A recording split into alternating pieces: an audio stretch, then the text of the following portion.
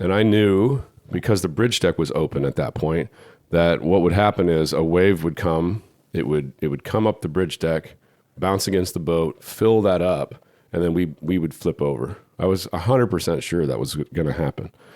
On the Wind is sponsored by Orca. Go to getorca.com to modernize your boat's navigation system. I've been advocating for tablet navigation for many, many years now, and this solution is pretty awesome. I've been using it on Spica all summer. I just delivered Spica from Stockholm into Enköping. It's about a 50-mile inland sail through a lake, and the navigation was spot on right in front of me. Super easy. One of my favorite things is it's a touchscreen, but it also has physical buttons, so you can press buttons to zoom in and zoom out and recenter on the boat's position icon. Really, really cool. Super installation. Can't say enough good things about it. I've had several people actually buy the Orca since we started talking about it on the podcast. We've also got some stuff on Instagram about using it. So check out getorca.com, and thank you to Orca for sponsoring this episode of the show. Hey, Mia. Hey, Andy. Describe the setting. We are sitting in the aft cabin of your dad's powerboat now called Kodiak. Two computers are up, and we're both working. And Axel is watching TV. Are you a motorboater now? This is really nice, but I do like sailing. I mean, I was thinking about that when we were underway. Down below, there's no escape from the sound. Even though this is a really nice powerboat, it's not that loud, but there's no escape. So I think I'm not converted, but I do really like it. We have a lot to cover in the pre-intro today, because this is like our boat show recap, and it's been a whirlwind 2 weeks here in Annapolis. But before that, if you don't want to listen to any of that, we're doing an open house in San Francisco on October 29th on Falcon. So you, me, Adam, and Alex are going to be at Falcon.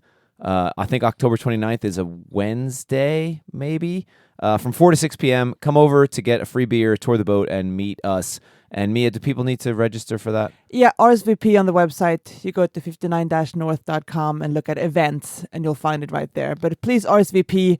It helps us know how many people are coming, and we'll send a reminder the day before in case you forget about it. It is free and open to the public. It's going to be at the St. Francis Yacht Club in San Francisco. We're actually going out there on in a couple days if you listen to this when it first publishes, to launch Falcon and get ready for the end of the 2025 season. A couple more trips left this year. Yeah, and if you have friends in the area, if you're not there, but if you have friends in the area, please spread the word. Yeah, the more the merrier. It's on our Instagram as well. You can find the details there. Okay, and what else, Mia? I think we just launched the 2027 Eastbjorn calendar. So both boats now are open for 2027. What do you want to highlight there? 27, Eastbjorn is doing a really cool round. She's going up to Iceland and Lofoten again, above the Arctic. Above the Arctic Circle. So yeah, it's a lot of cool trips there, and you find them all at the website. So what was your impression? The last time I did a podcast intro, we announced that we had bought the schooner Woodwind, and now we've been around Woodwind for the last 2 weeks in Annapolis, and it's been a bit of a whirlwind. How do you feel now that we own the Woodwind and we've been around, met all the crew, and been on the boats, and kind of been here in Annapolis? What do you feel? It feels a bit more real, and it also feels less stressful because it's such a cool business. Before, when we were back in Sweden, it just was hard to wrap my head around it. But now being here, it just feels very natural being around it. And you and me been around the people in the Woodwind for almost 20 years now, ever since we met. So it just feels like what we've always done. Yeah, and we got to go up to the parade of sail before the schooner race start up in Baltimore and got to sail on Woodwind. Around there was like 20 other boats, including Pride of Baltimore and Schooner Virginia. These are like 150-foot, tall ships.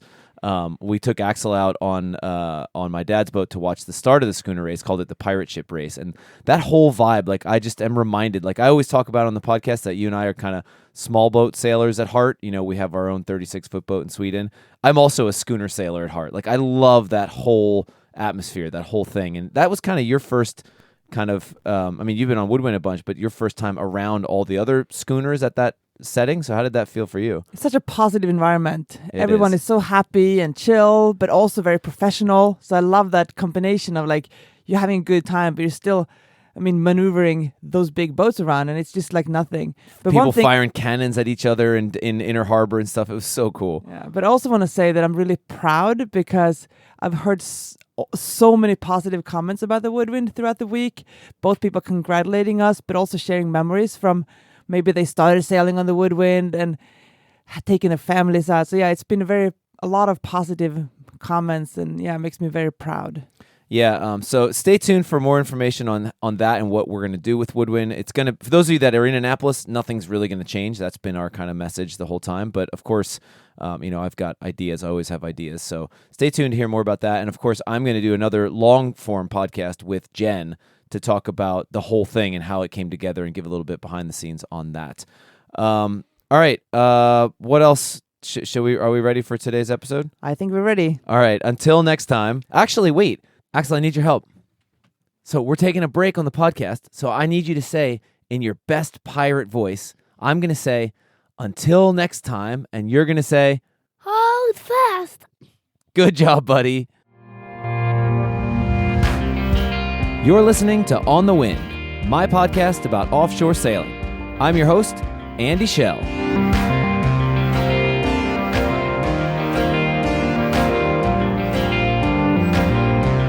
James Evenson, aka Sailing Zingaro on YouTube, has sailed tens of thousands of miles on a variety of boats and has had countless adventures. Several of those adventures have ended either in disaster or heroics, depending on your perspective. And it got me wondering, what is true seamanship? James and I sat down face to face in Annapolis and had a ranging and thoughtful conversation on his life before sailing, what he learned in the Navy, how to make a living on YouTube, and how to define the line between bravery and stupidity. So, this is a weird way to start this interview, but I have to make a confession that I knew about you for a long time. And I'm like, all right, because you're friends with Ryan Ellison. Yes, sir. I'm like, all right, who is this James guy? Like, he's like, how many fucking boats has he sank? And like, what's like, whatever. And Ryan's like, no. James is really cool. You got to get to know him. And finally, and I was like, okay, I'll give him a chance. So here we are. So what, when you... What an intro. Yeah, exactly. Yeah. So when you like go to places like Boat Show and meet people that don't know who you are, how do you, like, what do you say? They ask you, hey, my question is, what do you do in real life? Oh man, that's hard. That's an interesting question. I think people are always evolving. Like, I was a little crazy when I first started sailing. And I started my YouTube channel on, I think, boat number 5. So I had a boat burned down before YouTube started, and then my catamaran broke and technically didn't sink, but everybody thinks it did.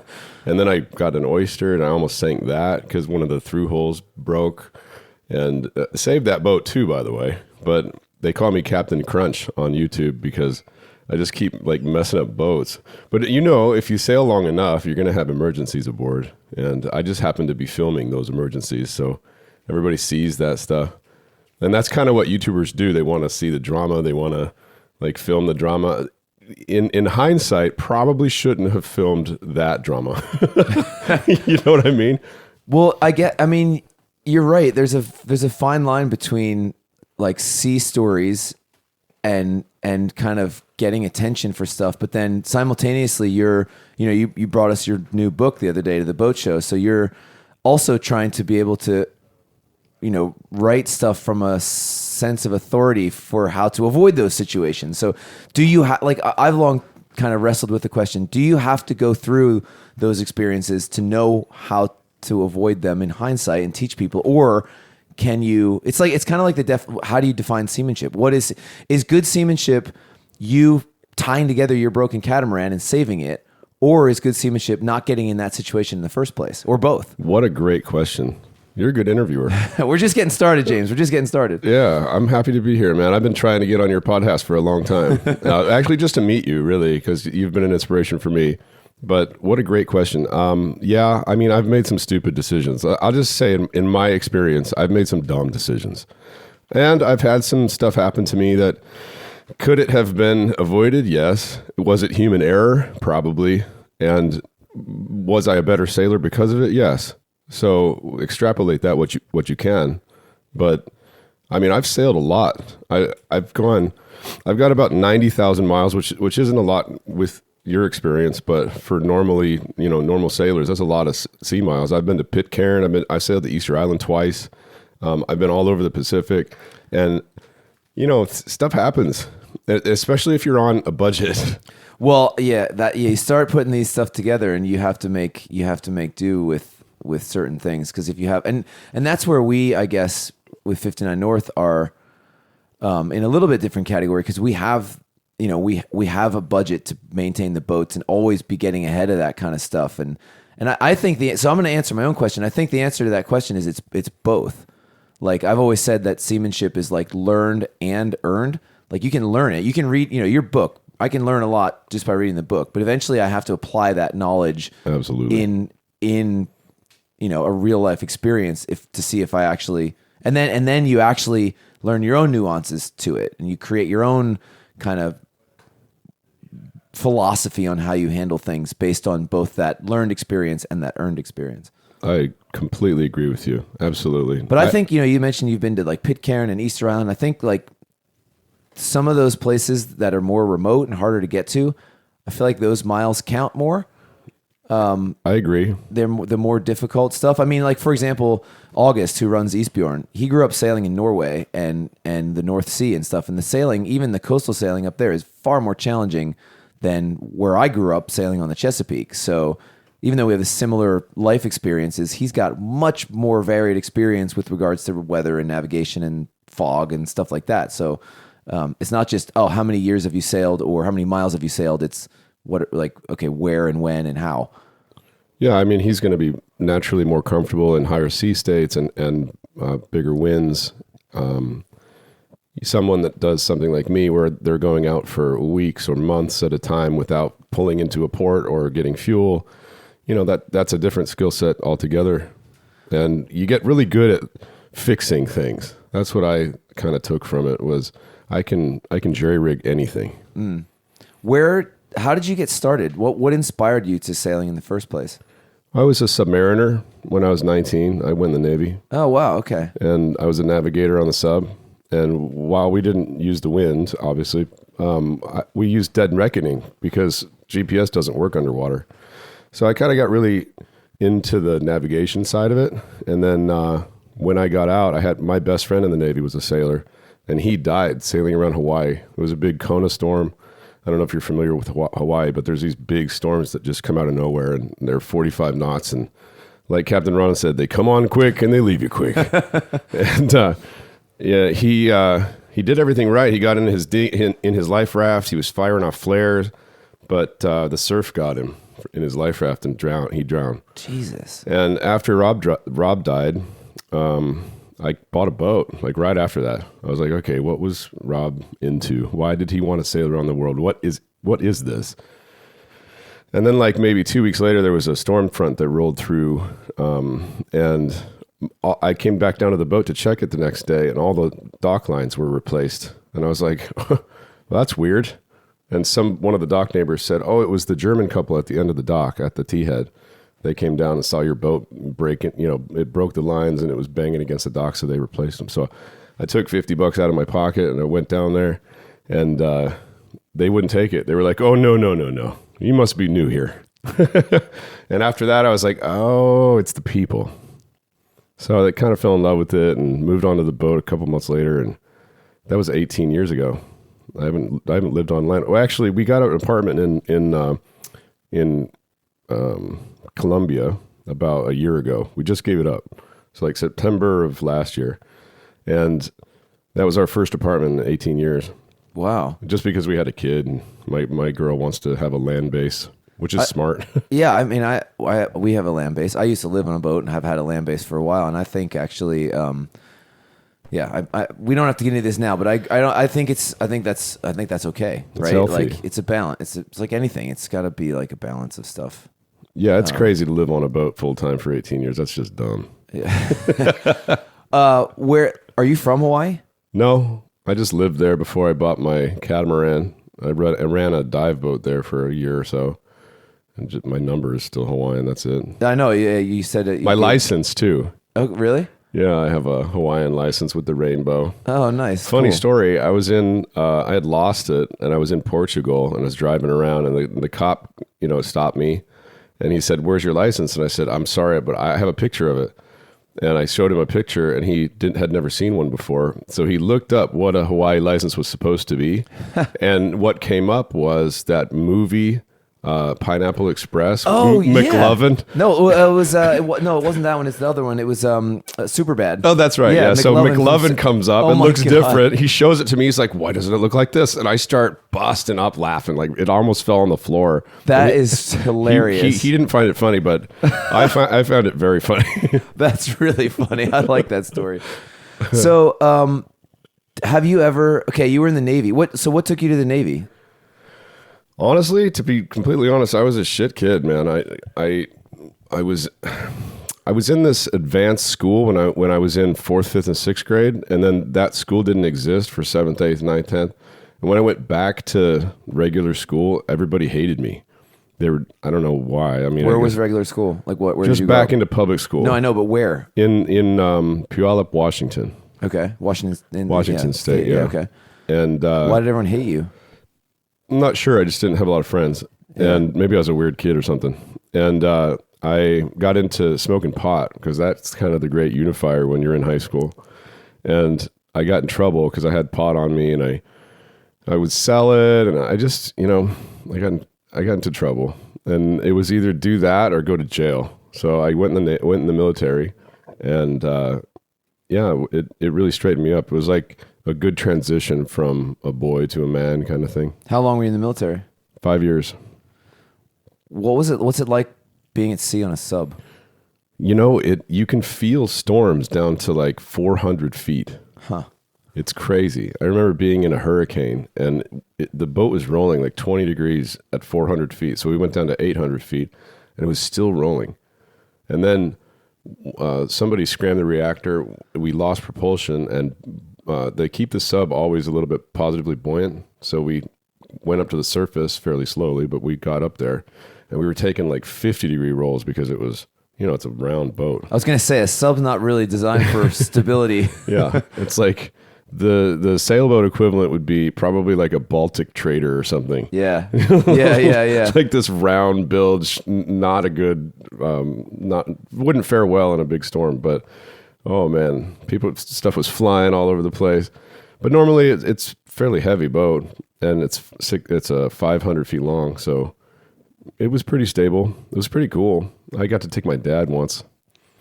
Out to sea? Yeah. Oh, wow. Yeah, they did a father-son trip for like 30 of us. There's 165 of us on the boat, so they drew straws, and I won, and I got to take my dad out for an overnight. He was so happy. Huh. Yeah, it was a cool experience for him. What was it? So what was your relationship like with him? And like, did you, I don't know, are your parents still around? What do they think of your lifestyle now? And, you said you were a bad kid, and how has that evolved? Oh, that's, of course, changed around, I think I was just entrepreneurial when I was a kid. I started selling pot because I was buying it so much, and I was like, if I sell this, I can pay for it, So my parents are still around. They live in California and Washington, and they're very proud of me. When I told my dad I was spending all my money on a boat the first time, he told me, "You're an idiot. What are you doing? This is a depreciating asset." And I was like, "No, Dad, this is my dream. I promise it'll work out." And he's like, "Oh boy,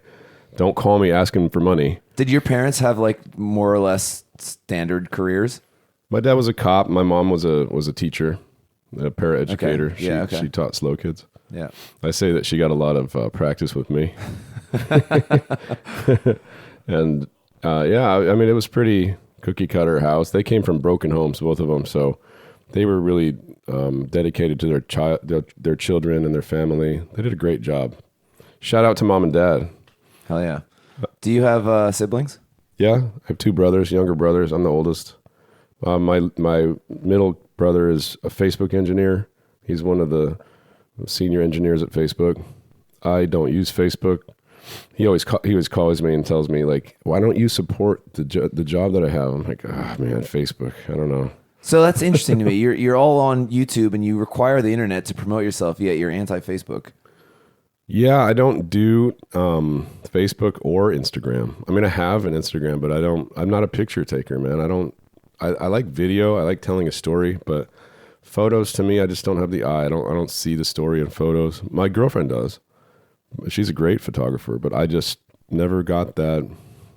I never learned that niche. But I love YouTube. I just do long form content.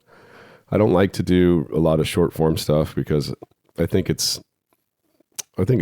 short form is promoting ADD. You're not wrong. And I love telling stories and I love teaching. I love educating. So I changed my channel. I was always a lifestyle channel. So that means like I'm videoing what I'm doing and I'm putting it all together after a week and trying to pick out, a story between all this footage.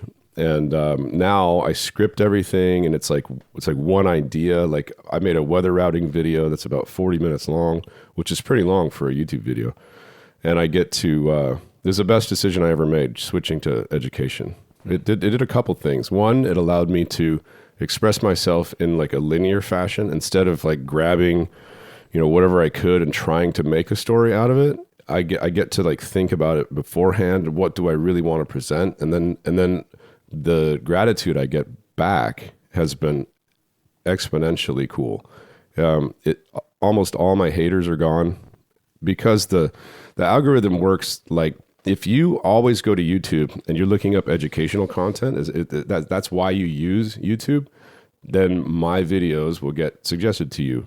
If you're always going to YouTube and you're just looking up girls in bathing suits, if I have a lifestyle channel in the sailing space, my videos will get recommended to you. So because I switched it to educational, I don't get any of those people looking for bathing suits. I just get the people that are looking for educational content, which is really, really nice. And it makes so I used to get a lot of hate. I think everybody does. I mean, it's the internet, right? Yeah. Yeah. But now I don't, which is really cool. I get lots of love. It's really neat.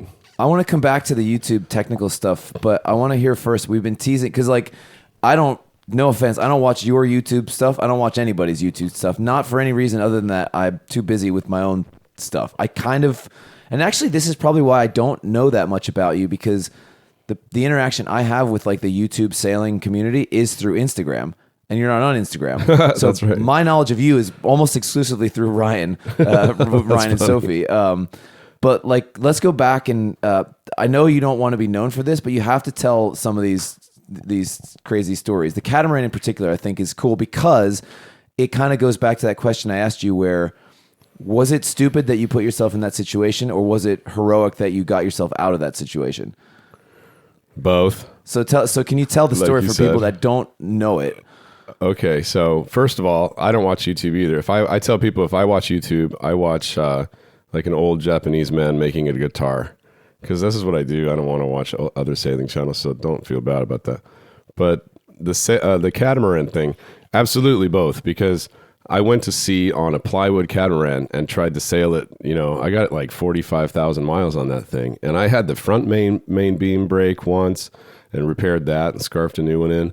And then when the rear main beam failed, we were in really bad seas, and that's what happened. So the story is that we were sailing from Tahiti to Hawaii, and we went through Kiribati, which was amazing. If you ever have a chance, go see those islands. They're cool. Nobody ever goes there because it's way out of the way. Is that like, yeah, okay. The Line Islands. It's way west, isn't it? Yeah. So to get from there to Hawaii, it's like a beat. Yeah, you got to go 500 miles out of your way, one direction, and then you got to beat like 500 miles back or more. You got to when you sail from Tahiti to Hawaii, you got to go like 200 miles past where you want to go because those trades are right in your face. Yeah. So it's like we just did that route on Falcon. I wasn't on board, but Falcon sailed Tahiti to Hawaii and was supposed to have stopped in Palmyra.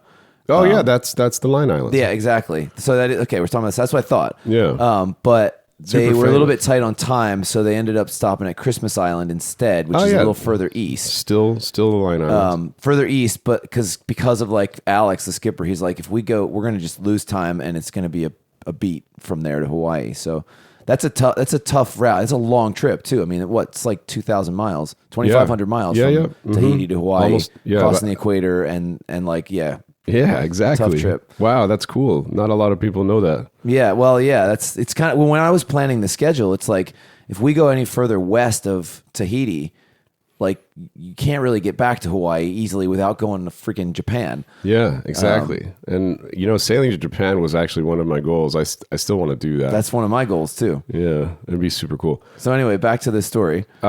Well, let me just expand on what you said. So the Line Islands are actually 9 different islands, and it's in 3 groups. So we stopped at one island for each group: Malden Island, Flint Island, Christmas Island, Fanning Island, and then we were going to go to Palmyra, but the weather started turning. It was I think it was December. Yeah, it was December. So a horrible time to be sailing in that area. Because there's cyclones in the south and hurricanes in the north, and it's kind of switching right then. So we were kind of scared that a hurricane would come. So we ended up going to Fanning. And Palmyra, by the way, there's a really famous book about that. It's called And the Sea Will Tell by Baldacci, I think. A really good book. If you're a sailor, read that book. It's cool. And the Sea Will Tell. I'm going to write that down. Yeah, it's written by the litigating, the defending lawyer for the trial. So half of the book is the story, and then half of the book is the trial. And it's a cool book. Trial of what? Well, there was a really famous case where these cruisers were in Palmyra, and these other cruisers came with a really nice boat, and both of them each independently thought that they would have this island to themselves. So they didn't really get along when they showed up. And then one cruiser killed the other one, took his boat, and then tried to go back to Hawaii where these guys were from. And they painted the boat first, but everybody knew the boat. And they're like, wait, this isn't your boat. And then the Coast Guard got involved. There was helicopters. The guy tried to get away. They both got arrested. The girl got off. Well, I won't ruin it for you. Yeah. It's a good book. Yeah. I just added it to my books list. I'm gonna order that as soon as we stop recording. Yeah. Awesome. It's a good one. So anyway, the as we left Christmas, if you know the weather patterns, what happens is above 40 degrees, there's these big lows that roll through from west to east, and they hit the Aleutian Islands and they kind of feed the trades down into the North Pacific trades, like under 40 degrees, from 0 to 40 degrees. Well, like 5 degrees to 40 degrees. And what happens is, as soon as one of those hits the landmass and all that energy is dispersed into the trade winds, the trades go up to like 30, and then they stay for about a week, and then they start to die off, and then another one will roll through, trades go up, and they die off. I timed it so I would leave right when one of those was starting. So as I was beating under the equator, this thing was kind of rolling through. Right when we started turning north, it had already hit, and the wind was up to 30, so we'd get 30 knots for like the first week, and then right as the wind was dying, we'd be arriving to Kona. Or so I thought. But the problem was I picked that perfectly wrong window, where it was 3 of them in a row. And I didn't see that coming because the weather routing at that point wouldn't see that. Maybe now. But anyway, so we had 3 of those things, and it just fed the trades, and then fed the trades, and then fed the trades. And I think it was like 35 knots for like 2.5 weeks. And with that fetch, the seas were ridiculous. It was like 25-foot seas, 30-foot seas. And when in our catamaran, we really couldn't pinch hard enough to make Kona. Like, we only went 150 miles past the longitude of Hawaii.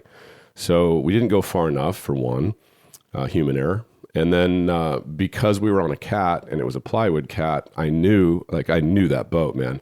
I couldn't pinch it, all the way up as far as it could go, because we were in such big seas that it was just hurting the boat. Like, it was creaking. It was telling me, if you listen to your boat, eventually you'll know like how hard you can push it. So we ended up having to go behind. You say we. Who was on the boat with you? Me and my girlfriend. So just 2 of you? Yep. Okay. And we ended up making the decision, like, we're not going to make Kona, which is on the east side of the island. We're going to go behind it, and we're going to go to Kona. Mistake number 2, because all the locals there know you never do that. That's dangerous territory over there, because the katabatic winds that come down the mountain and the sea. There's a huge wind shadow. There's wave refraction. There's just so many problems with doing that. It was a horrible decision. I didn't know that. So we ended up falling off a little bit to kind of save the boat, because we knew the boat was a little bit tired. It was a plywood cat. It definitely wasn't made to do what we were doing in that instance. Mistake number 3. And when we did hit the wind shadow, we hit it perfectly like where it was coming back together.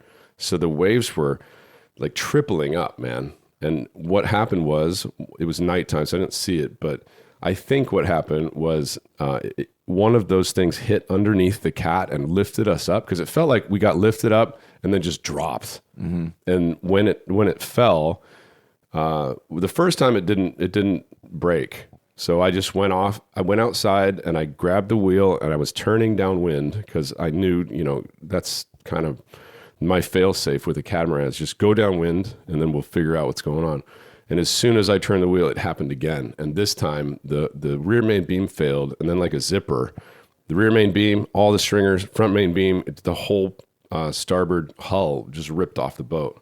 Jesus. And the deck on the top was holding it together. But that boat was built with like 2 layers of fiberglass. It wasn't strong enough to hold us for very long. And I knew, because the bridge deck was open at that point, that what would happen is a wave would come. It would come up the bridge deck, bounce against the boat, fill that up, and then we would flip over. I was 100% sure that was going to happen.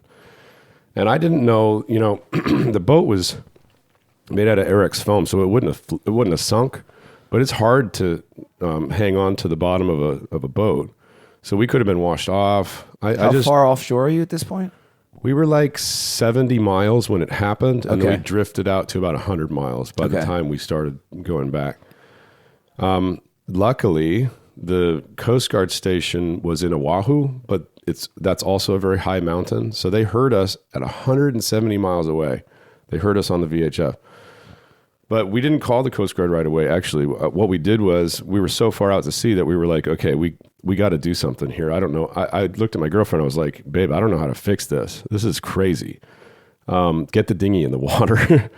And she said, well, why can't we just tie it together with ropes? And I'm like, that's the dumbest idea. Yeah, wait a minute. That might work. That's like literally what went through my head, right?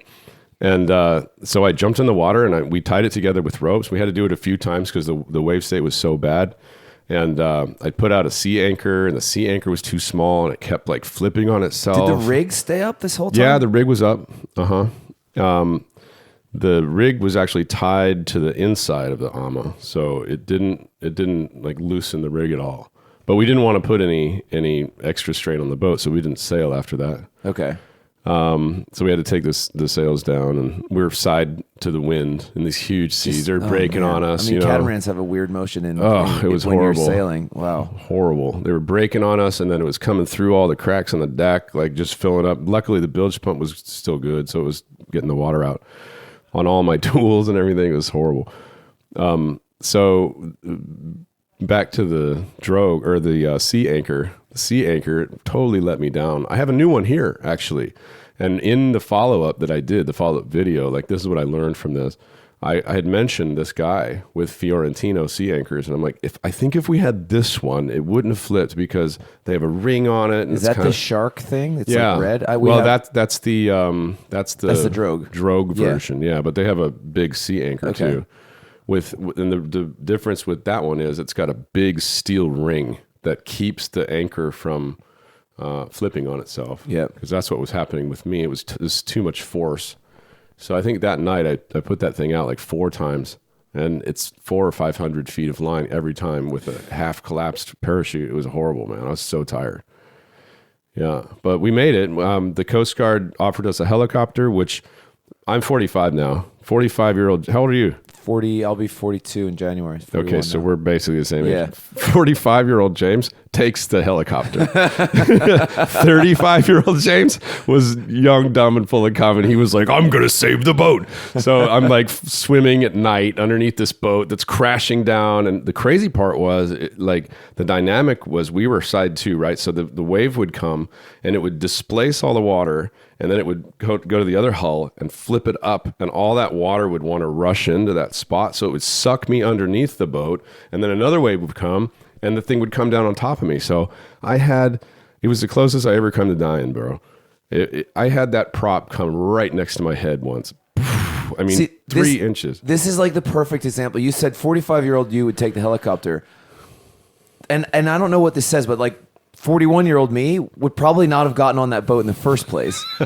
And then it's like, where do you draw the line? Is this story you're telling like really great seamanship that you saved the boat, or is it like James is before I talked to Ryan Ellison, I'm in my head, I'm like, James is a fucking idiot. Like, why is he even getting on this boat? And yet there's always nuance to this, and it's like it goes philosophically too. It's like, if your choice was to get on that boat and do the sailing that you did, or not do anything at all because of the budget, your life situation, whatever, probably made the right choice by getting on that boat. You know what I mean? Like, but if you had died in that situation, then we might be talking about a different, maybe we're like, James is a fucking idiot. He didn't have to die, but you didn't. I've had this conversation with myself. Like, if I would have died, would I have been sad about it? Oh man, I had such a good time on that catamaran. I went to so many cool places. I was in like 3 sailing magazines at the time. My articles, I was on the top of the world, man. I felt so empowered. I was in really good shape. I was really at my prime as a man. And I don't think I would have, I had a great time on that. I wouldn't not do it again. Yeah. Even if I ended up in the same situation. And it was just a money thing. Like I didn't have enough money for a really good boat. I probably could have bought a good monohull, like a stout monohull, like a Pearson or something for the money I paid for that cat. I paid $65,000 for it, but it was my 5th boat and I really wanted a catamaran. I wanted to try a catamaran, and I made do with what I had. In retrospect, yeah, it was probably dumb to try to go that far with it, but that's what we had. Nowadays, and actually in my book, I say I have PTSD from cats. I don't like the motion. I can't even, I just delivered a looping 50. Do you know what that is? No. It's like this 7-ton, 50-foot boat. It's made by a engineer from the Airbus. So it's like this really sleek, crazy, cool, fast boat. We went 1,000 miles on that thing downwind, and I was like, okay, I'm done with cats. I can't do this anymore. I couldn't sleep. I just don't like the motion. I never really got used to the motion on my cat either. I never slept really well. I always thought it was going to flip. Swear to God. Yeah, not a good feeling. No. And now I got an Oyster, and this thing is like riding on a couch, man. I sleep so well. I know it's, it can handle whatever. Matter of fact, I took it down to Cartagena last year at this time, like December. And I got hit by a big low that was coming up, like the one that's here now. And it was like, I don't have a wind meter on the top of my sailboat. It broke. But I think the wind was probably over 45 because it was picking up the sea. And it starts to smoke at like 40, 45 knots, something like that. And it was so powerful that it blew one of my solar panels right out of the bolts. Like the bolts were still on the arch. Jesus. Yeah, dude. And we hove to, the boat was fine. All we lost was that solar panel. And on the cat, dude, we would have been way in worse shape because we just ran with it and huge waves, and it'd have been way more scary. So back to the catamaran story, you made it back to Hawaii. Yeah. The Coast Guard came out. They were like, okay, if you're not going to take the helicopter, we're sending a cutter. It was Christmas Eve. It was the eve of Christmas Eve, 23rd. And it was a skeleton crew. Those guys were awesome. Shout out to the Coast Guard. I always shake a Coastie's hand now whenever I see them. And they transferred us fuel that night, which they were super excited to do. They were watching my videos on the way down. I don't know how they knew it was me, but they must have read like the name of the boat, and one of them had, seen my videos or something. So they all knew who I was, and they were super excited, to be out in big seas with their dinghy and like passing jerry cans back and forth, falling all over the place. It was actually kind of a cool, if it wasn't for the situation, it would have been really cool. But they followed us back in. And of course, we were out of fuel at this point. I only carried 50 gallons of fuel. And we weren't planning on motoring it that far. So I think that somebody told me it was like the most expensive fuel. They're like, if you calculate for the cutter coming out and the guy's time and everything, you paid like $100,000 a gallon or something like that. Well, I was going to say, like, some people get really upset when people require tax paid assets like that. And there's this debate about should people that require rescue have to like foot the bill for that. And I actually fall in the camp of, and I actually heard this from a Coast Guard rescue swimmer. He's like, we're out there doing that shit every day anyway, cause we're training. So if we can help somebody in the process, it's even better because we're going to be there anyway. And now we actually get to help somebody. It doesn't mean that you should go out and do dumb shit and get rescued, but it's an interesting debate. Yeah, you can't. That's like, should the school system cater to the smartest kids or the dumbest kids? Yeah. It's not a question that you can really, there's only one answer to that. Right. And there has to be an emergency service. Right. Because people get in trouble, man. Yep.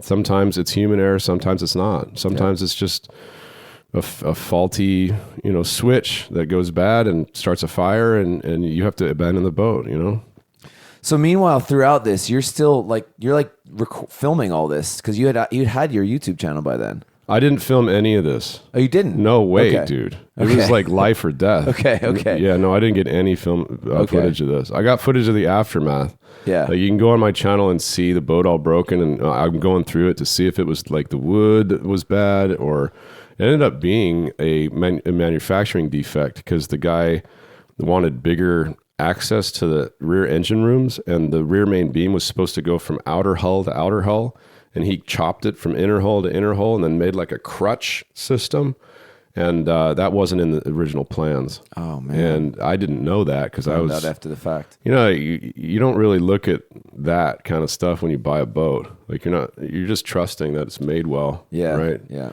So I don't recommend any Crowther catamarans if you want to go across the Pacific. But yeah, it was cool that I got such a good response from all of my fans. And one of the naval architects said, "Hey, I found out what happened." And he took a screenshot and then showed me the plans. And I'm like, "Oh my God, that's why." Wow. That's interesting. Yeah, neat, right? So at what point did you, all right, prior to YouTube, did your sailing kind of ambitions and the YouTube thing start at the same time, or had you been out sailing? The question I'm getting at is, how did you afford to do this or not in the first place before you started making money from it? I was a mechanic, Okay. like electronic mechanic for a long time, like a field engineer. Yeah. For a bunch of different companies. One that made ion implanters for computer chips, one that made water jet equipment.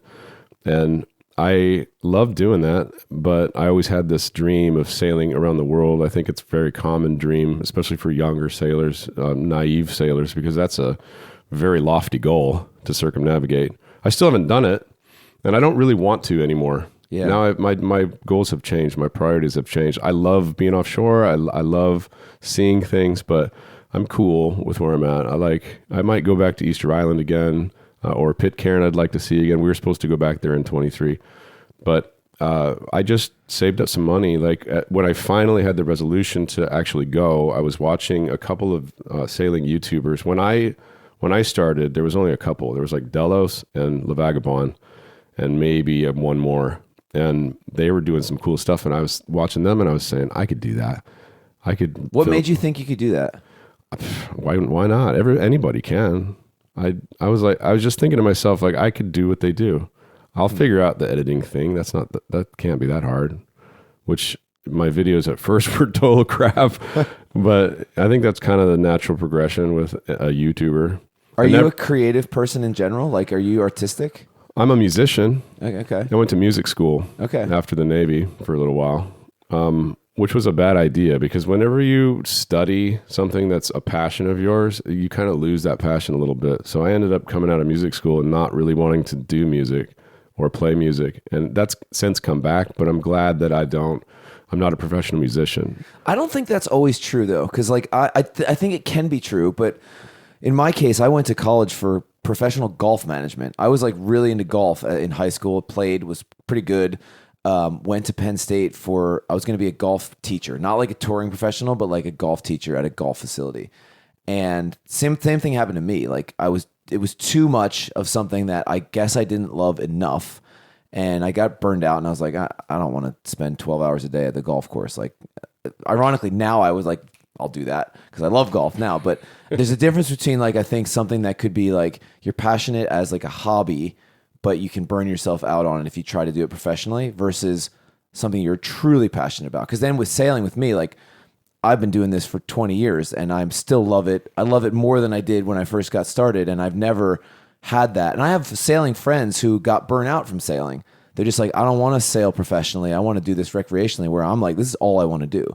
So I think there is a little bit of a thing. Like, so maybe with you with music, I'm projecting entirely here, but maybe it wasn't so much of a passion that you could put your entire life into it, but now you have it as a hobby. No, I think you're absolutely right. And looking back in hindsight, that's kind of the answers that I got for myself as well. As I just saw everybody that was way more talented than me, not making any money and living on top ramen, and I'm like, Jesus, dude, I don't want to do this. I'm not even half as talented as that. Yeah, I can get lucky. Yeah, but yeah, no. And then after I switched to piano, and I'm glad I did, because I really got fluidity in that instrument. And that's something that I've always wanted my whole life. So good did come out of it. But you're right. It wasn't more of a passion. I just wanted to be like rich and a rock star. Yeah. That was more of the drive, I think. Yeah. I was pretty young. But yeah, man, so you went to Penn State. I did. And I started at a school called Coastal Carolina in Myrtle Beach for golf. Did that for a semester and then transferred to Penn State, who had a similar golf program. I'm from Pennsylvania. I've never met anybody that went to school for golf. I know, it's rare. There's like 12 schools that the PGA of America partners with. You can get a college degree and your PGA credentials like simultaneously. So that was my thing. Did you want to be a rock star golfer? Was that the whole No, I just it was one of those things where I guess I never really knew what I wanted to do. And I was good at golf, and I was like, well, this is what I'm good at, so I guess I'll do this. And how'd you get into sailing? I grew up sailing. My parents had boats on the Chesapeake my whole life. So it was by default. I mean, there's pictures. Actually, I have a really cool picture I'll show you right here. Let me see if I can dig it up of me. And my dad, like my son now is in the same situation where he is a sailor because I'm a sailor. So I was a sailor because my parents were sailors. Look at this. I'm probably a year and a half. That's my dad. Oh, that's an awesome picture. He had a double-ended catch, and yeah, I'll put this up on Instagram when those of you that are listening to this can find it. You're dating yourself with that life jacket. Dude. I know, man. Yeah, this would have been probably 1986, 1985, 1986. I was born in 84. So yeah, I didn't have a choice to get into sailing, but I didn't realize we're recording this at the boat show, and when we announced this Woodwind deal, so we own the schooner Woodwind now, which was my first sailing job. Yeah, congrats, dude. And thanks. And I think I didn't realize that you could even make a career out of sailing until I worked on the Woodwind, and I entered this world, and I was like, oh, this is a thing. And then one of the deckhands that I worked with, Pete, shout out to Pete. Mia calls him Beautiful Pete. He gave me a book by John Kretschmer, The Flirting with Mermaids. Kretschmer's like memoir on doing deliveries. And I was like, holy shit. Like, okay, this is what I know what I want to do now. And then it was easy. So that's why I wrote my book. I ran into Kretschmer. We shared 7 bottles of wine between 4 of us, and just had a great night. I ended up arm wrestling him. Where was this? He won. No, but where? Yeah, this was in Bermuda. In Bermuda, yeah. Yeah, he's a baby gorilla. He's very strong. Don't fight John Kretschmer. Yeah, we ran into each other. I was going one way and he was going the other way, and we shared a wonderful night. And he was like, "James, you got to write a book, man. You got to write a book. You have too many cool stories. Just do it." And after that, I went and outlined my book and kind of shelved it for a while, and then it took me about 2 years to finish it, but. It's basically like all the sailing knowledge that I've gained over 10 years of sailing offshore condensed into one book with sea stories. I tried to write it so like, here's the difference between a drogue and a sea anchor, and here's my experience with it, which I kind of touched on during this interview. And then if I didn't have a sea story, I would use a case study. And yeah, I'm very proud of it. It's getting very good reception. It's the #1 sailing book right now. I've sold 6,000 copies of it. That blows my mind. We were literally sitting around the table last night. We're like, is James full of shit, or did he actually like do this? Because we were looking up what did Kretschmer's books sell, and because I've always wanted to write a book, but I started the podcast. This has kind of become my creative outlet, and it's like, all right, well, this is what I'm good at. I'll just keep this going, and if I write a book one day, fine. But what's interesting about you, I am not. Nobody compares to Kretschmer. Like, no. I think in my mind, he's the man. He's at the top of the, like, if you want to learn seamanship, read his stuff. But what's interesting is he also is kind of guilty of putting himself in dumb situations and then using his skill to get out of it.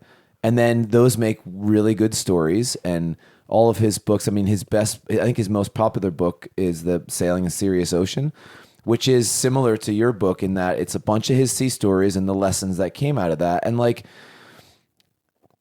yeah, I guess I think he has struck the perfect balance between being in enough dumb situations and using his skill to get out of them to then write about it in an entertaining and educational way, but not ever pushing the line so much where he really makes himself look stupid. And actually, I think you're kind of, just getting to know you in this conversation, I feel like you're kind of in that mold. Is that like on purpose? Well, I appreciate it, but I am nowhere near the writer that John is. Nobody. I mean, fair enough. Nobody is. Yeah, and I think that you should write a book. And if you want to self-publish it, I've learned a ton from doing this book. Yeah, I'd love to help you if you ever need an ear or some advice or something on that. Appreciate side. that. Cool. But man, I just try to stay humble. Like I'm a regular guy. I don't really like the fame of YouTube. I just do that for money so I could keep sailing.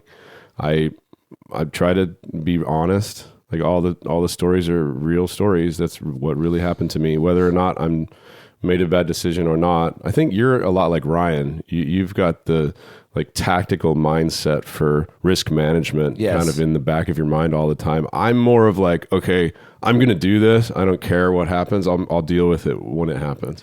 Well, it's a different scenario too, because like I'm actually paying people out there, and Exactly. I can't.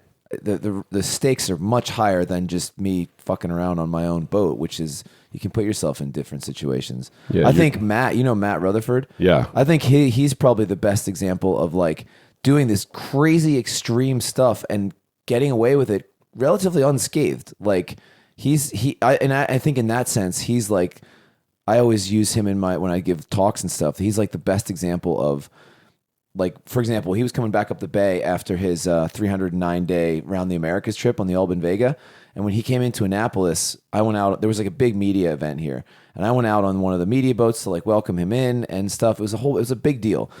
And his sails were in like perfect condition. And people were asking like, did he get new sails before, like just for this arrival to make the boat look nice? I was like, no, like Matt's just really good at taking care of the critical components. The boat, in the inside of the boat looked like a bomb went off, but the stuff that needed to be taken care of to make that trip happen, he did it. And I think that's kind of, Matt's like the best example of also taking a boat that wasn't suited for that trip at all and, nursing it around there in a way that required like extraordinary skill. And I've always used him as like, all right, look, if you're highly skilled, it doesn't matter what boat you have, you'll make it. If you are not highly skilled or not confident, you need a boat that's more forgiving that will, that Matt had zero room for error in his trip because of the boat. And I think that's kind of an interesting point. I met Matt for the first time this weekend. I meant to go and see him a couple years ago when he was building his big boat. And Matt's one of those people that when you meet him, he's not the most well-spoken guy. He like looking at him, you wouldn't think that he was one of the most prolific sailors of our time. Matt and his Browns jerseys. Yeah, and had like done this epic, like possibly one of the most epic journeys in the history of sailing. And yeah, Matt's a unique case, but he's a badass sailor, man. It truly is. Yeah. And Matt's a very sweet guy too. I don't know if that comes across. Matt's become a very good friend over the years, and he has Matt comes across as this kind of badass, hard-nosed sailor guy, but he's secretly a very sweet, soft, loving guy. Cool. Yeah, he's really cool. I'd like to really to know him better. Yeah. He's got a wild background too. I don't know how much you know about his background, but like he was like selling meth and stuff, like really gnarly stuff. And he saw his friends like were dying and going to jail, and he's like, I gotta get out of here. And he and I have had some. You should go back and listen to some of the podcasts I've done with him, because he tells some of these stories of his days and in the drug world and stuff. It's wow, I absolutely will. It's pretty wild. Yeah. But I think I've said to him too, and I wonder if this applies to you. The stories Matt has about those days make the stuff he's done at sea that sound really scary to us kind of be like, yeah, well, this is no big deal. you know. Yeah, I almost died on meth twice. You? No. Oh, him. I'm Yeah, saying Matt. him. Yeah. Well, Matt was like, I never did. He's like, I never did the drugs I sold. That was like, he has this whole philosophy on why he didn't die or go to jail. He's like, I never did the drugs I sold. I was just doing it it was a business to him. But anyway, that might, like what I was saying, what I was getting at is the stories he has from that world, you know, the sailing adventures he has, which sound quite dramatic, like pale in comparison to it was real life or death stakes in that day for him. So the sailing stuff for him is like, this is vacation. Yeah, what a cool guy, man. I want to get to know him a little more. At what point did you figure out that like you could actually make a living through sailing? When I was doing YouTube, I think I was like number 13, lucky 13. And me and Bobby from Sailing Doodles started our channels at the same time. And what year is this? 2016. Okay, yeah. And my first video got 100,000 views, and I was like, "Oh my god, there's something to this." And then I just Did you start it with the intentionally to see if you could make money from it? yeah, Okay. yeah. I wanted to make money to keep sailing, and I didn't need much because I was on this little cat, and I mean, I figured if I could make like $500 a month per person that was on the boat, I could keep going. Yep. And it took about, I don't know, about a year, like right when my money ran out. I had $35,000, and I was figuring that would last me like a couple years. It lasted like 6 months. And right when that started running out, I had like $5,000 left. Or no, I had $7,000 left. I remember thinking, okay, I need sails. I have a huge rip in my jib. I bought the boat with cruise laminate sails, horrible cruising sails. Is this the catamaran that we talked about? Okay. Yeah, and it had this huge rip, but those sails have like carbon strings in them. So even though it was ripped, it still worked. So we used it for a long time with that big rip in it. And it was funny because I had a bamboo whisker pole that I had made from some guy's backyard. Wow, cool. And that was a cool whisker pole because, you know, it would bend a lot. And then that big rip in the sail. So it made for really cool Instagram pictures. And I had $7,000 left, and I was like, do I buy new sails? Or this was when I was a little YouTuber. I couldn't get free stuff in. I ended up spending the last dollar I had on sails, and then we borrowed money to get through the canal. At that point, it was like, it only cost us $1,100 to get through the canal.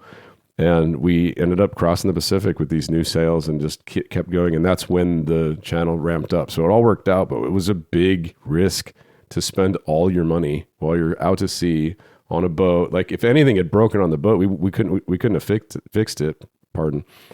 So luckily it crossed right through that threshold.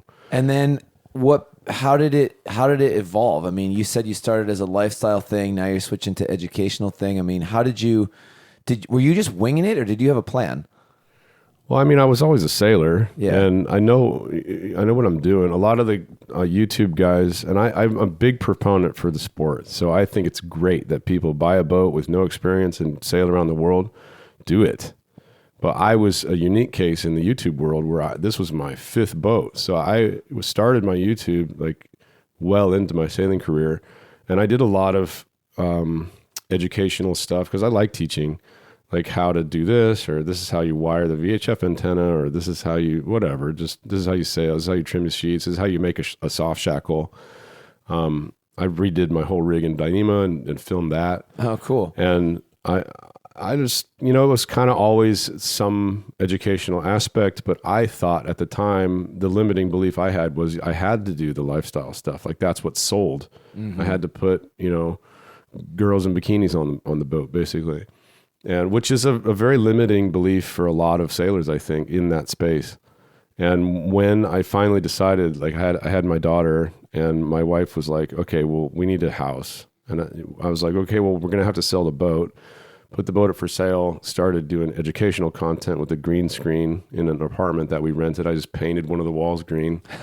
And it was great. And I finally got to script everything. And then, there's an online image, right? So all of the people that are listening to this, you see my online image. My online image went from, Captain Crunch to, wow, James actually knows what he's talking about. Because then I got to script everything, re-record the things that I messed up, And I could talk about the Hadley cell and the Farrell cell and how they combine to make the 40-degree lows go the direction they go.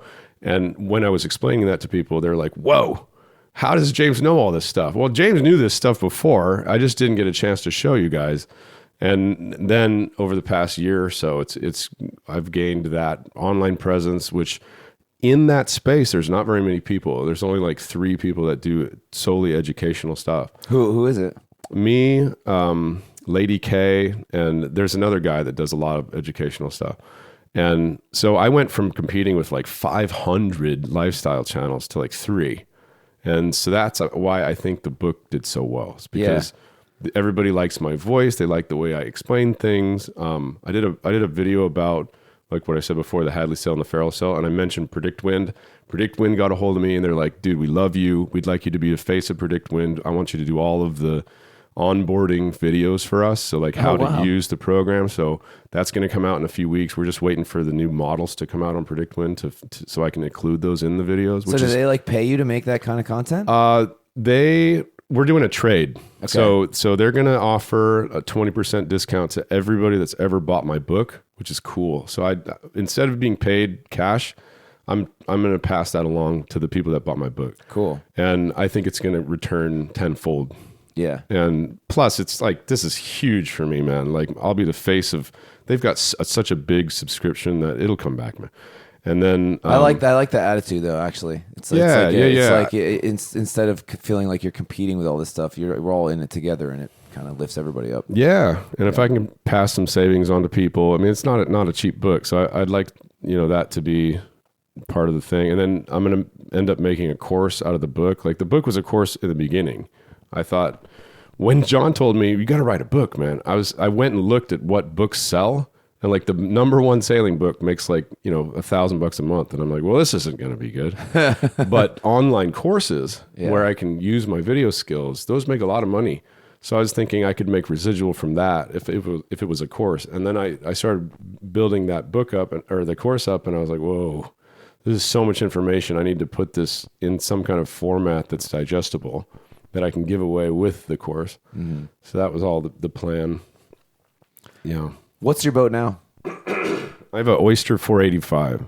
From what year? 93. Okay, cool. The old oysters. I always said particularly the new oysters, I think, I don't want to offend anybody here, so this is kind of a half in jest, but oyster always felt like, well, you can't have an oyster unless you're like really British. Like true. Red pants and the captain's hat and stuff. Like that's just the kind of stereotypical impression I get. Yeah. But those old oysters are less feel like that. How did you end up with that boat? It was one of those boats that was built before CNC cutting, so it doesn't look like IKEA. It's all handmade wood, and it's pretty. You have a Swan, right? Well, the business, we have a Swan 48 from 1972, plus Falcon, our FAR 65, and then our family boat in Sweden, which is Axel's boat, is an old 1971 OE 36, Ola Enderlein. He was the guy that designed the early Hallberg Rassies. He's like a pretty famous Swedish yacht designer. So cool. I like the old boats too. Yeah, these are a bit older than mine. Yeah. Very cool. Did you do a huge refit on the Swan when you bought it? No, somebody else had, and we've done a lot since, but it's pretty much original. That's awesome. Yeah. So when I broke the boat, you asked how I got the Oyster. Yeah. When I broke the boat, I was really depressed, dude, because I went from being on top of the world, beautiful girlfriend, I loved a lot. She left. I didn't have a way to do YouTube anymore, so my business was gone. I kind of lost everything in my life that was important, that defined me. And, that's the even more important part. It's not that I lost the material things or the girlfriend. It's that my definition of myself was gone. And I got convinced to start a Kickstarter campaign. So I started a Kickstarter. I used my video skills to make a good video for it and an ad. I actually spent a month researching ads that made it and ads that didn't make it. And I went through like hundreds of them. And I kind of found the common denominators. Like you got to be really clear on your intentions, where the money's going to go. Like if a 4-year-old can figure out what you want and what you're going to do with the money in 30 seconds, then that'll win. So that's kind of the way I did it. I did like pie charts, really cool graphics, and just made it super easy to understand. This is what we're doing. This is what we want. And I raised $100,000. Jeez. And then this boat wasn't for sale, but I put it out to my audience. I was like, look, I'm looking for a boat. I have $100,000, like you guys have seen. I would like your help to find a boat. And I got all kinds of crazy boats, man. I got hundreds and hundreds of stupid boats. Like, there's an Edelcat with half a hull over here. You can get a mast and put it on it. Oh my God, it was so funny just reading all these things, all these suggestions. But I got a call from a delivery captain that was a fan of mine. And he's like, hey man, I have a friend. It's a family friend. My buddy died and his wife has been holding onto this boat. The boat's in Curacao. It was COVID time. It's going to be really difficult to get. The boat's not even for sale, but she needs to get rid of it, and she doesn't even know.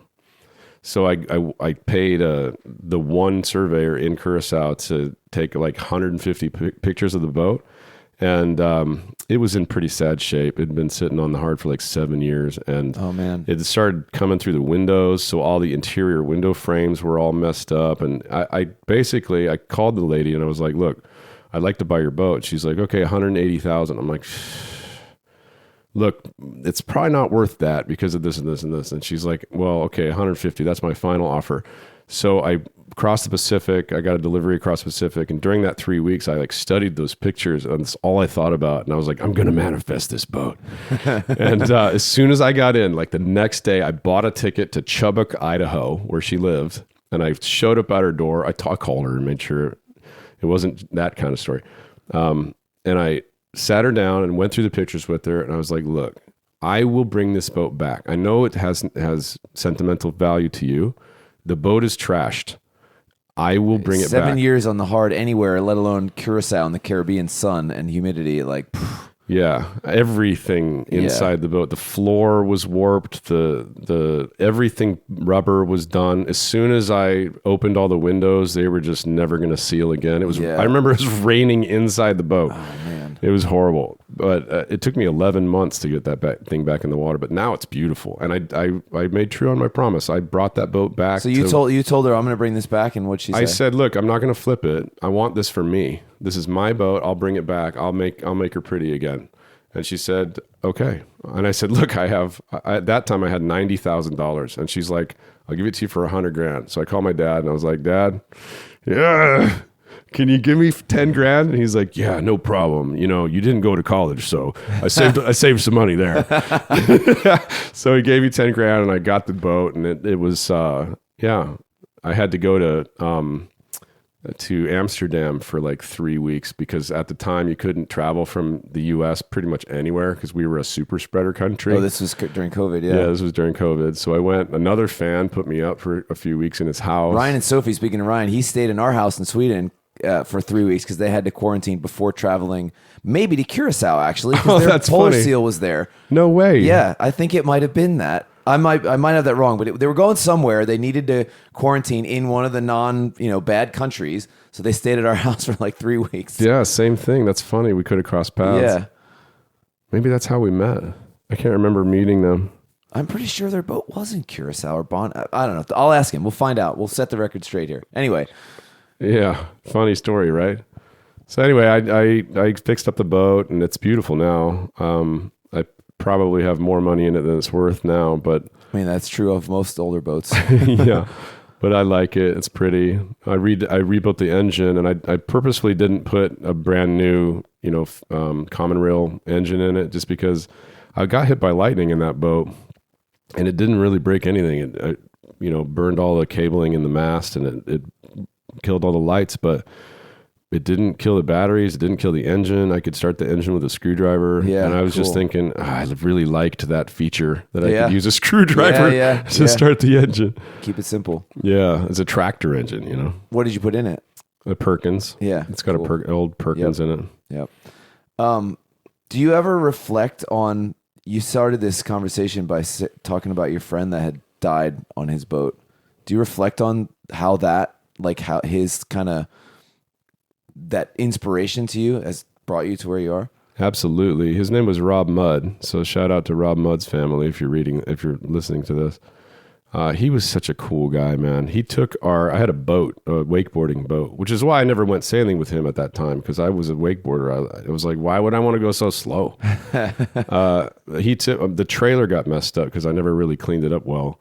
And he took that trailer and made it into a double Sea-Doo trailer, bought 2 broken Sea-Doos, rebuilt them, and then we had 2 Sea-Doos and the wakeboarding boat at our house because he's my roommate. And that's just the kind of guy he was. And he was like 21 at the time. Like, I never met a guy that just, yeah, I can do that, no problem. Never welded before, and he did it. And I think that he changed me. You know, he made me feel like, well, if Rob could do it, I could do it.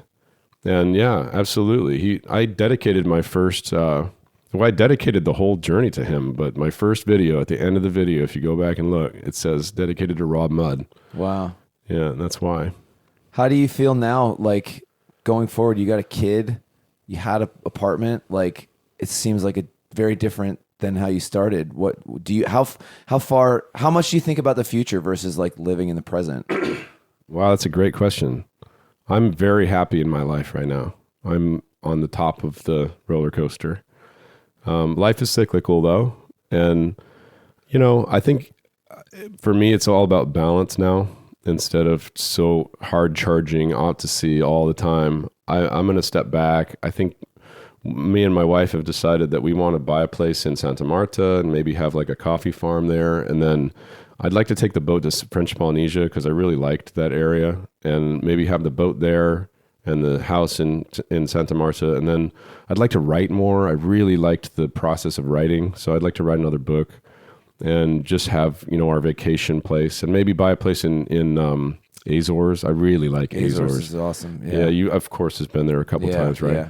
Yeah. Azores are one of those, like, kind of, if you're a sailor, you got to sail there one day. Yeah, it's yeah, like yeah. Cool, Sailor's and Mecca. It doesn't count if you fly there. You got to sail there. Yes, it's exactly. a different feeling when you sail. There's a few places like that, I think, that it like doesn't count unless you arrive by boat. Well, it counts. It's a different experience. Like where? Azores are one of them. I think it's like Spitsbergen, some of these places in the far off. Galapagos, but I flew there, so it doesn't, you know, I didn't get the same experience. Just these places that have such a maritime culture and history that you're going to have a different experience having had to earn it to get there, I think, is the difference. Easter Island's like that. Yeah, exactly. Perfect. Yeah, the people, that's how they populated that island. So when you arrive by sailboat, there's so few sailors that do that. When the people hear that you sailed there, they're like, oh, come with me. I mean, it's just like in the big picture too, sailing anywhere, I wrote about it's a long time ago that when you sail as a means of transportation, you're actually traveling at like a human pace. It's kind of the same way the land equivalent would be like traveling by horseback, maybe, where you that's get a cool thing to you think experience the process more slowly. Like, your brain can't process flying across an ocean. Like, it doesn't. I mean, that's literally what jet lag is. Like, you don't get jet lag when you sail across the Atlantic, and I feel like you appreciate, you know, making landfall in Tahiti is a good example. Came down from the Tuamotus. It wasn't that long of a trip, but the arrival process is stretched out so long, and we arrived at sunrise, and you're seeing the island sort of resolve in the sunlight, and now you're navigating your way around to find the entrance to the reef, and it's so much different than landing, stepping off a plane, and bam, you're right in it. You feel the humidity when you open the plane door. It's just such a shock to the system that your brain doesn't have time to catch up. But when you arrive in a place like that at sea, you're just taking everything in a slower way, and I feel like, you know, we've definitely lost something by not traveling like this. And I always joke, like, if you don't believe in time travel, just do like an intercontinental flight. Like, that's freaking time travel, man. Like, it is. What a beautiful thing to think about. I love that.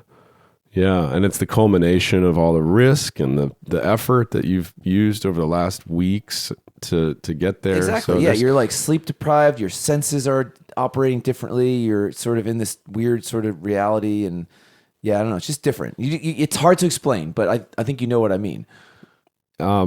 This isn't really related to sailing, but that's a beautiful thing to think about. I had an old piano tuner that came to my house. I don't know if you're a musician or you know any musicians, but he said something very beautiful to me that this reminds me of. And he said, any instrument that has a sound hole, especially if they're wood, sound waves depreciate by half-life.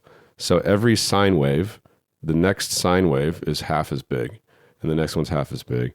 And while you can't hear it anymore, because they depreciate by half-life, all the soul of all the owners of the instrument that ever played it is bouncing around inside that instrument. And that's why instruments sound like really good or have a soul. That is super cool. Yeah, I love that sort of technical explanation of a very spiritual thing. Yeah. That is really cool. I Yeah, like it goes that a lot. along with that, you know. I mean, that's the same. That reminds me of like, you know, you say instruments are sort of living creatures that have a soul. I mean, boats are the same way. Absolutely. 100%. Yeah. So, man, all right. Well, we got to wrap this up because we got to both go to boat show. But any last words? That was great sitting down with you, man. I've been waiting for this for a couple of years, and it's great to meet you. And I hope maybe I can sail with you one day. And we're going to talk about that off the record here because I got some ideas. all right, But sounds good. it's shout out to Ryan and Sophie for Ryan. Ryan has always talked extremely highly of you. Oh, that's cool, man. And, that means a lot. And he's bumped into you in a bunch of places, and he's like, you gotta get James, gotta meet James. So I'm glad you came over, and thanks for coming on the show. Thank you. Cool, man. I got to ask you 2 questions to finish. I used to do this. I dropped it. I'm going to bring it back. So who do you think I should interview next? And what do you want to recommend? Ooh, I think you should interview John Kretschmer next, just because he just retired. This is a huge change for him. I'd love to hear his perspective on like what's next for him. Cool. Because I'm kind of in that transition. He's been on the show several times before, but not in a couple of years. Yeah, but now he's in this huge change in his life, and he's such a smart guy that I would love to hear. Like, I want to interview him right now. You know what I mean? And then what was the other question? What do you want to recommend to the listeners? Anything? Oh man, get out there. Go buy a boat. You don't have to be as pragmatic as Andy. You go buy anything you can do and go sailing. It's the best thing that ever happened to my life. I agree with you. Cool, man. Thanks, James. Thanks, brother. Thanks again to Orca for sponsoring this episode of the show. Check out modern navigation for yourself at getorca.com.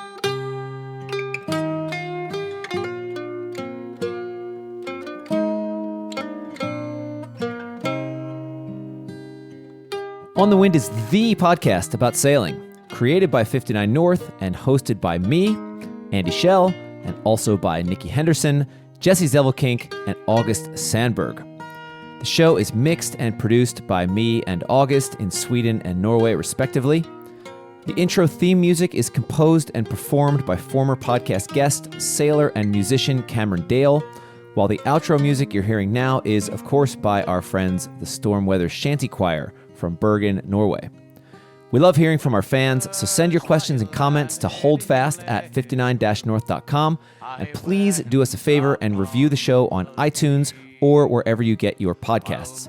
Don't forget to join us on the Quarterdeck as well to nerd out about seamanship. That's quarterdeck.59-north.com.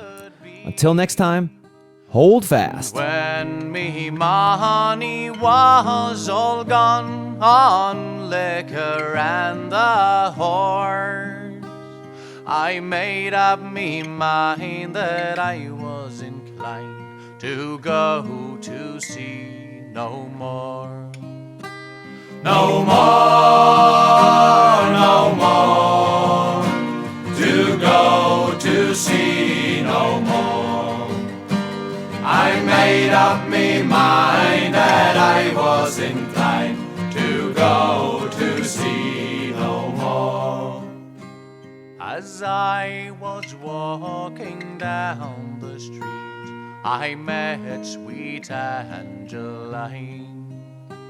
She said, come home with me, me lad, and we'll have a cracking time. But when I awoke, it was no joke. I found I was all alone. My silver watch and my money too, and my whole bloody gear was gone. Was gone, was gone. My whole bloody gear was gone. It was when I awoke, it was no joke, for my whole bloody gear was gone. As I was walking down the street, I met Big Rapper Brown. I asked him if he would take me in, and he looked at me with a frown.